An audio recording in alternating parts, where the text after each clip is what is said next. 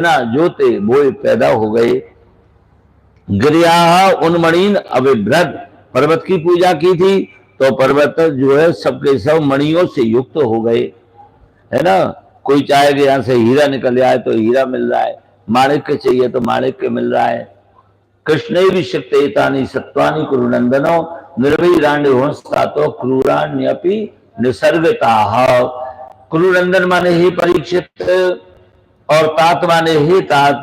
कृष्ण अभिषिक्ते, कृष्ण का अभिषेक होने पर एतानी सत्वानी, सत्व माने जीव, जीवानी, ये जितने भी जो जीव हैं और ये सब निसर्गता क्रूरानी, जो स्वभाव से क्रूर थे। सांप ने चूहा देखा और आक्रमण किया, मोर ने सांप देखा आक्रमण किया, है ना।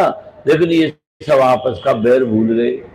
जिनका नैसर्गिक बैर था, जन्मजात बैर था, वे सब निसर्गता क्रूरानी अपी, वे जन्मजात क्रूर थे, लेकिन वे सब के सब निर्वैराणी अभवन, वे सब बैरहीन हो गए। ठीक है ना।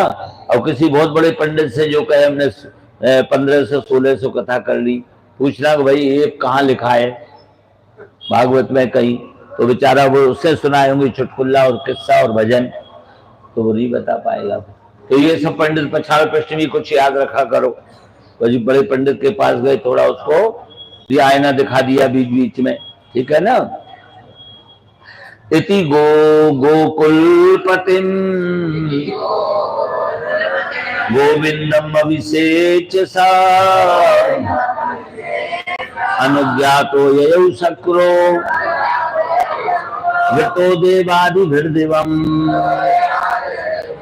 शक्र माने इंद्र ने, इति गो और गोकुल पतिम, इस प्रकार गाय, गौ और गोकुल पतिम, गोकुल के स्वामी, गोविंदम अभिषेच्यो, गोविंद का अभिषेक किया।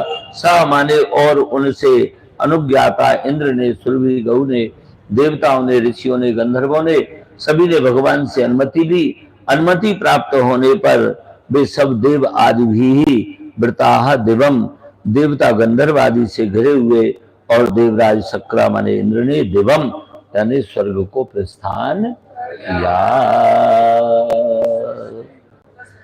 तो इसी के साथ आज का समय करता है इनका प्रभु को करो नमस्कार। भविष्य बेड़ा हुआ स्वस्ति श्रीमद्भागवते महापुराणे पारमहंस्यां संहितां दशम स्कंदे पूर्वार्धे इंद्र स्तोत्र नाम सप्तविंशोऽध्याय। कृष्णाय वासुदेवाय हरये परमात्मने प्रणतक्लेशनाशाय गोविंदाय नमो।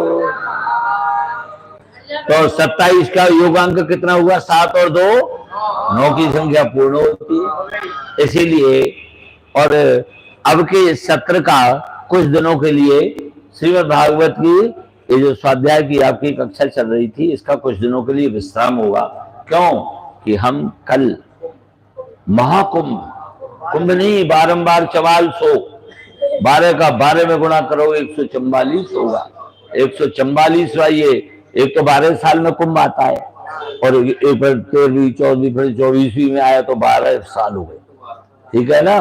तो 12 और 12 का गुणा करो 144 वर्षों बाद जो महाकुंभ का, जिसमें मोदी जी और योगी जी ने जो 4 चांद लगाए और संत लोग और भक्त लोग सनातनी जिस उत्साह से करोड़ों की संख्या में, अनुमान है कम से कम 45 करोड़ भक्तजन वहां पर इस बार हो। देखो बाजे बजने लग गए, देवता जा रहे हैं, इंद्र जा रहे हैं, छोड़ देगा, थोड़ी देर शांत रहे, इंद्र को निकल जाने दो, जैसे VIP गाड़ी आती।